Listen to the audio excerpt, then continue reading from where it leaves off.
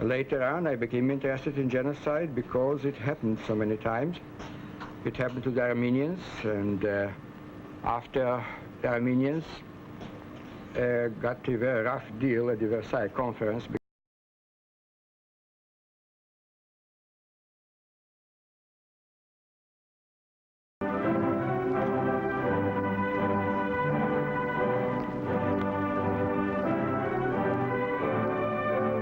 CBS Television, in cooperation with the United Nations, presents the United Nations Casebook.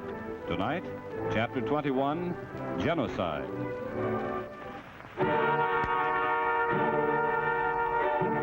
In the darkest pages of the dismal history of man's inhumanity to man, you will find the story of the greatest of all possible crimes, genocide. At the United Nations General Assembly in Flushing, Dr. Ricardo Alfaro of Panama said, "The crime of genocide is a matter of international concern." Yes, the punishment of the crime of genocide is a matter of international concern. What is this crime of genocide? Everyone knows what homicide is. One man kills another. We have laws against this crime. Police to arrest the criminal, judges to try him. Genocide is the crime of persecuting a group because of nationality, color, religion, anything. But with no international law, millions were simply arrested and corralled like cattle to be branded and slaughtered. Continue Dr. Alfaro of Panama. Many instances of such crimes of genocide have occurred when racial, religious, political, and other groups have been destroyed entirely or in part. Principals and accomplices, whether private individuals, public officials, or statements, are punishable. How? Genocide is a new word combining the Greek word genos meaning race or group, with the root of the Latin sidere meaning to kill. The word genocide first came into use in 1946 at the Nuremberg trials, but the crime that genocide describes is as old as man and his recorded history. Many men, many races, many cultures have fallen victim to genocide. Let's pass a few examples in review. Herod, fearful for his throne, ordered the massacre of the innocents. His attempt to kill all the male children of the house of David was a clear case of genocide. At the height of the Roman Empire, Nero tortured and threw the early Christians to the lions with the intention of destroying this religious group. The Spanish conquistadors in the 16th century used bloodhounds against the Carib Indians. This, too, was the destruction of a racial group. Holland's trees bore strange fruit in the 16th century when the Duke of Alva's court of blood doomed 18,000 Protestants. On the night of St. Bartholomew, the 23rd of August, 1572, a wholesale massacre of many thousands of Huguenots took place in France. The night before, the Huguenot leaders had been guests of King Charles IX at the royal wedding. His hospitality included taking pot shots at his guests. The next day, his mother, Catherine de' Medici, contemplated with satisfaction the Huguenot bodies which littered the palace doorstep. When crime is not punished by law, it is answered by vengeance. In many parts of Europe, Catholics were persecuted and decades of religious warfare followed. In America, the Quakers were beaten in the streets of Boston. In attempting to smother this sect, the early colonials were guilty of genocide. In 1822, 100,000 men, women, and children were killed on the island of Chios. Their only crime was that they were Greeks. Modern man, too. Man in the last 100 years has been guilty of this crime of group murder. Choosing so-called modern reasons and using modern methods, men of our own time have persecuted and destroyed other men, singling them out because of the group to which they belong. We all remember some of these instances. Do you also think of them as cases of genocide? Yes, these folks are not playing games. They're running for their lives. Men on horseback, it doesn't matter much who they are. Let's say they're modern cavalry out on orders of their commanders. They're huntsmen on the chase, only the prey doesn't happen to be a fox. The prey is people.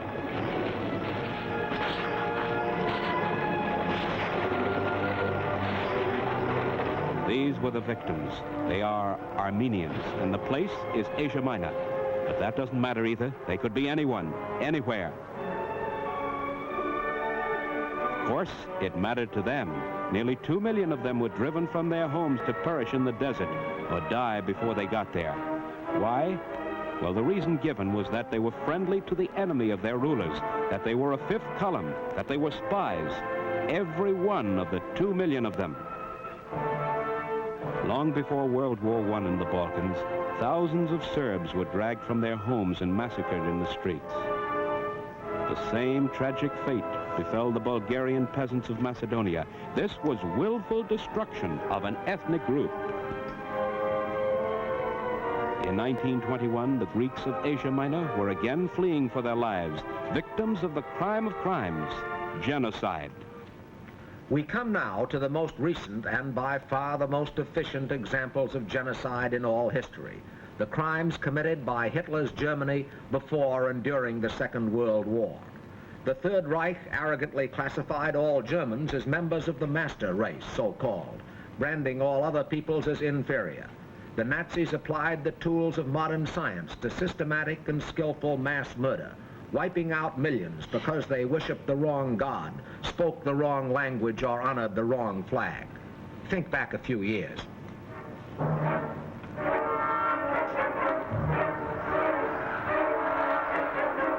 Because this man lived, because of Hitler, a few people followed him. Millions died. His own people and those who fought them. People too young, too old, or too sick to fight. People outside the fight, but inside groups which Hitler and Hitlerism declared unnecessary or undesirable.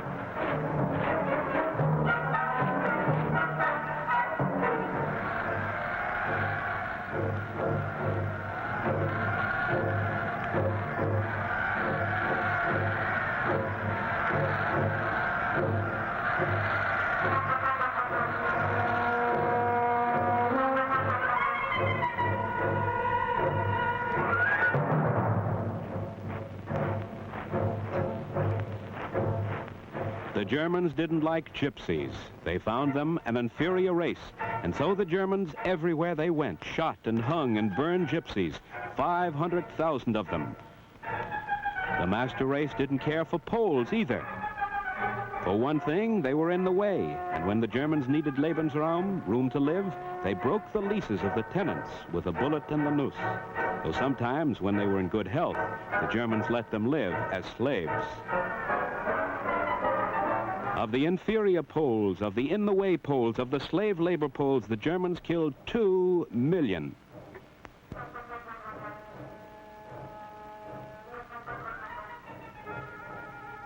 And then there were the Russians. The Russians didn't stand in very well with the Third Reich either.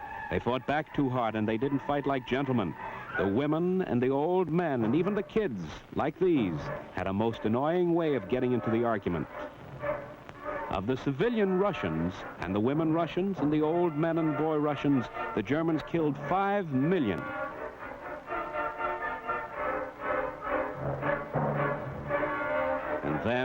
And then, of course, there was the ancient scapegoat, the Jew. A people as good at hating as the Germans couldn't pass up this bet. Hitler was ranting about the Jew before he made his first headline, and when his chance came, he made good. Of the lucky Jews who were promptly shot, and the unlucky ones who were vivisected and incinerated and just plain tortured, 6 million died. The world was seeing, the world was feeling the impact of genocide. The impact of genocide, yes, with a vengeance.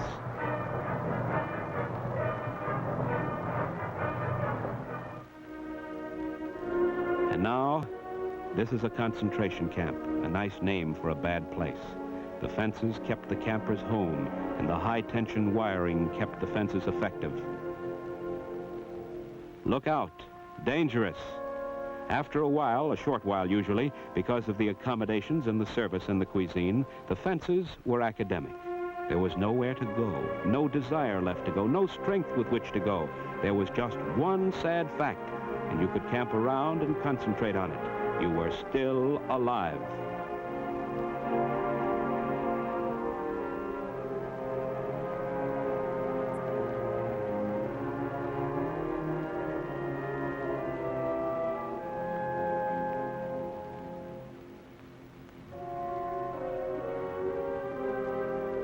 These are liberated prisoners. The American soldier looking at them fought his way there to liberate them. But as far as this group was concerned, he fought in vain. They'd been liberated before he came.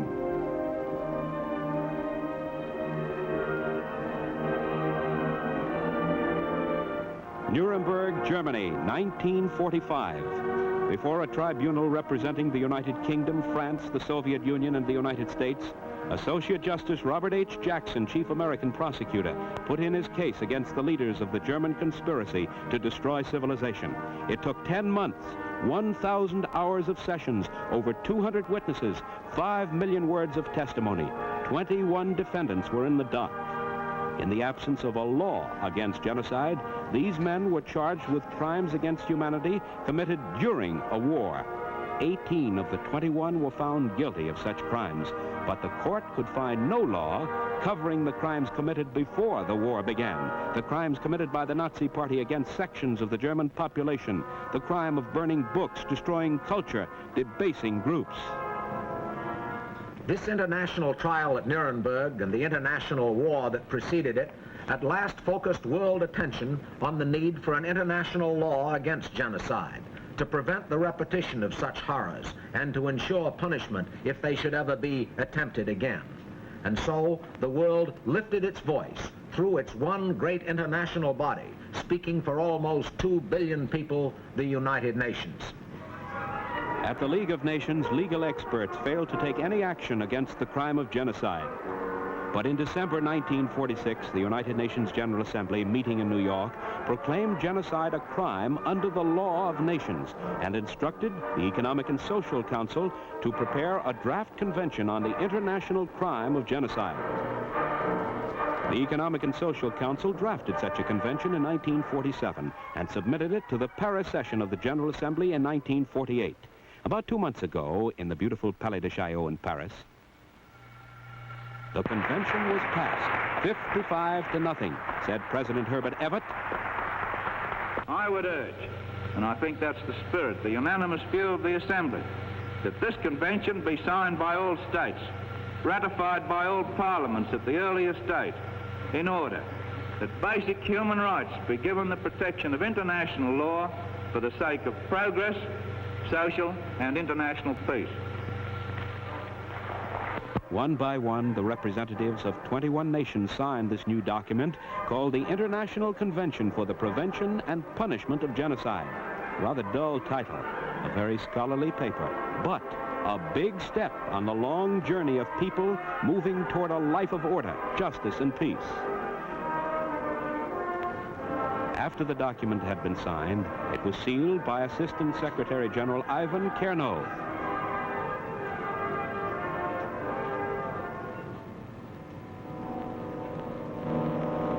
And the document was delivered. Good news went out to the world.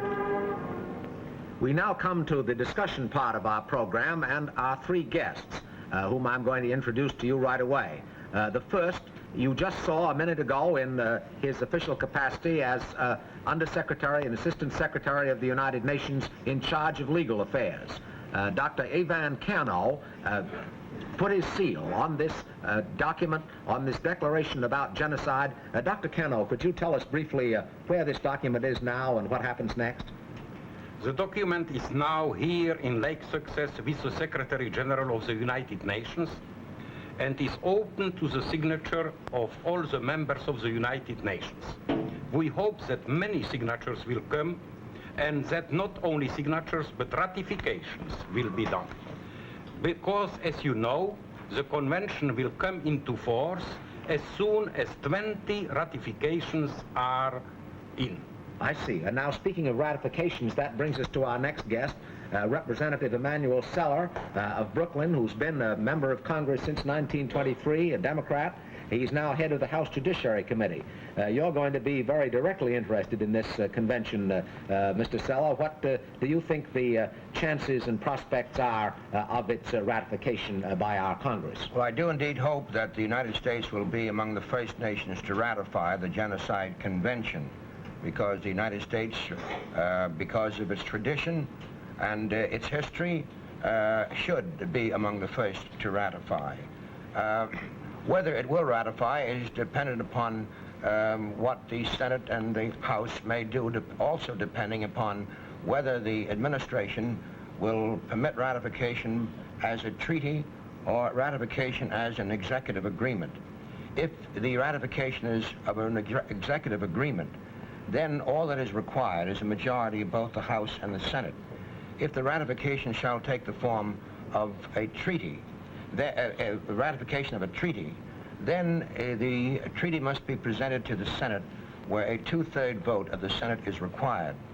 Our presidents and our secretaries of state have had bitter and heart-rending experiences with treaties, and on many an occasion, treaties have not been ratified by the Senate.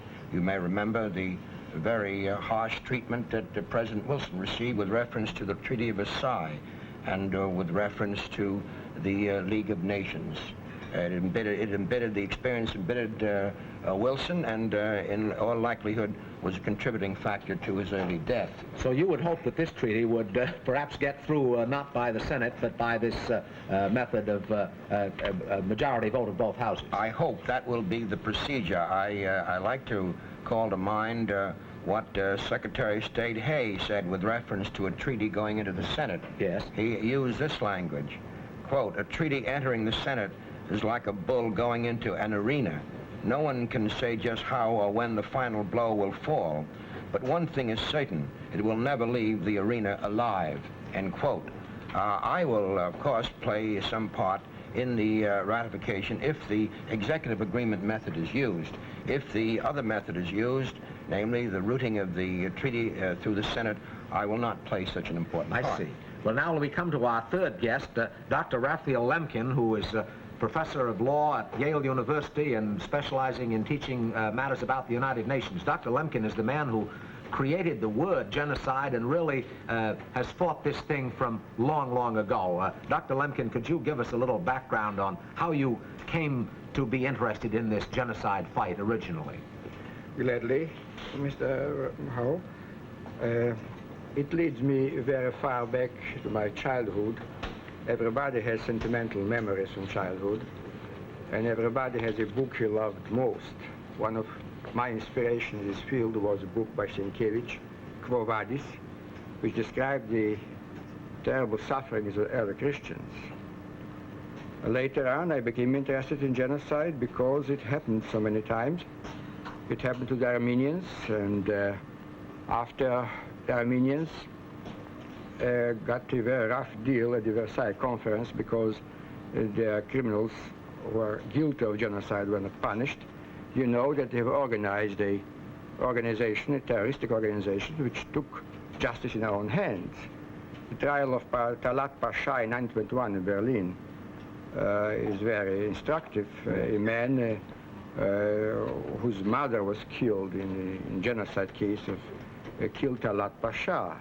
And he told to the court that he did it because his mother came in his sleep and incited him many times. Here is the murder of your mother, you don't do a thing about it. And so he committed a crime.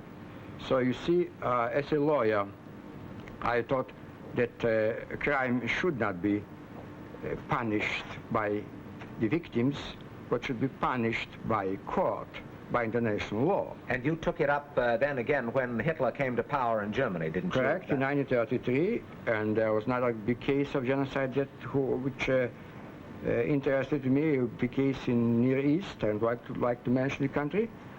There are two cases in 1933, and then I said to myself, now being a lawyer, I'm going to do something about it. And I have submitted a draft convention to a conference of legal experts, which were connected within the League of Nations. And however, no action was taken. And then, however, but Hitler took action, and that precipitated conscience of the world to do something about it. You had to wait till the United Nations was established to get the action that has finally resulted, didn't you? I would say partially something was done about it in London when I was advisor into the American prosecutor, and we wrote in the genocide charge in the Nuremberg indictment. Unfortunately, the court took a restricted rather stand on genocide and punished on the crimes committed in connection with war. So as far as genocide committed in time of peace, as strange as it might seem, it was still a lawful thing. And therefore I tried to interest the United Nations, and I have approached three delegations, the delegation of Cuba, Panama, and India, sponsored the resolution, and then we start the ball rolling. Well, that brings us to the United Nations and to Dr. Cano, who is an official of the United Nations. I think some people who watch this program may think that the United Nations officials are just bureaucrats sitting back at desks. Dr. Cano, won't you disillusionize us about that and tell how you got to be interested in genocide? It's a pretty grim story, I know. The answer is very simple. You know that I am of Czechoslovak origin. And I think the name of Lidice is very well known to every American. Yes. And so you see that if Hitler had won the war, so not only the Jews, but surely all the Czechoslovak and all the Polish people would have become victims of genocide. And you, during the war yourself, were in the French underground, is that right? Yes, because I managed to escape from Czechoslovakia, but I could not escape from France, so I had to live there under German occupation, and of course I worked for the right cause in the underground. Well, now I'd like to get around to the United States, because I think a lot of American listeners want to know some things about this convention, which I think Congressman Sella can probably answer better than anyone. Does this convention, Congressman Sella, become binding as soon as it's ratified, become binding upon us? Well, there's a provision in the convention that asks the contracting parties to implement said convention to provide effective penalties for persons guilty of genocide or any other acts enumerated in the convention. There would be a moral obligation on the part of the United States to pass legislation once it ratifies the treaty to implement it. And is there any American tradition that supports endorsing such a proclamation, declaration as this? There undoubtedly is sufficient tradition for that. For the ratification of that convention. This country was built up by men and women who fled religious persecution in Europe. Killing and torturing members of religious groups was not new at that time in Europe when the founding fathers gave us our Constitution. That is the reason why the American people and the American leaders always disapproved of barbarities of the sort that has just been flashed to the television audience on the screen. President Wilson, a great Democratic leader, tried to save the Armenian people from genocide during the First World War and shortly thereafter. The American people, without distinction of party affiliation, poured forth millions to help victims of genocide, both after the First World War and after the Second World War, and also at the beginning of the century. We were at the receiving end with reference to the evils of genocide. We have to pay the piper, and therefore I would think that we should pass this international statute, ratify it, so as to prevent a recurrence of genocide. Well, I know also, Mr. Howe, that President Truman has President Truman has embraced the declaration of genocide. Well, let me ask you one perfectly blunt question, if I may.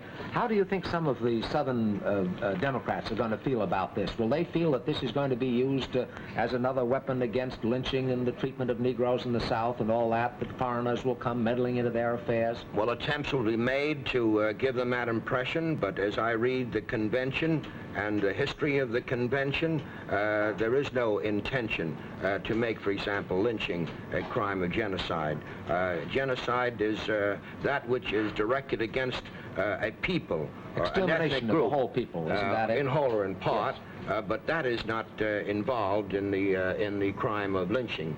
And I hope that the Southern senators and the Southern members of the House will get sufficient enlightenment on that score. How about the American Bar Association? They've been urging us to go a bit slow. What's the angle on that? Why are they taking that attitude? Well, I'm not sufficiently clear in mind as to what's underlying the American Bar Association's attitude.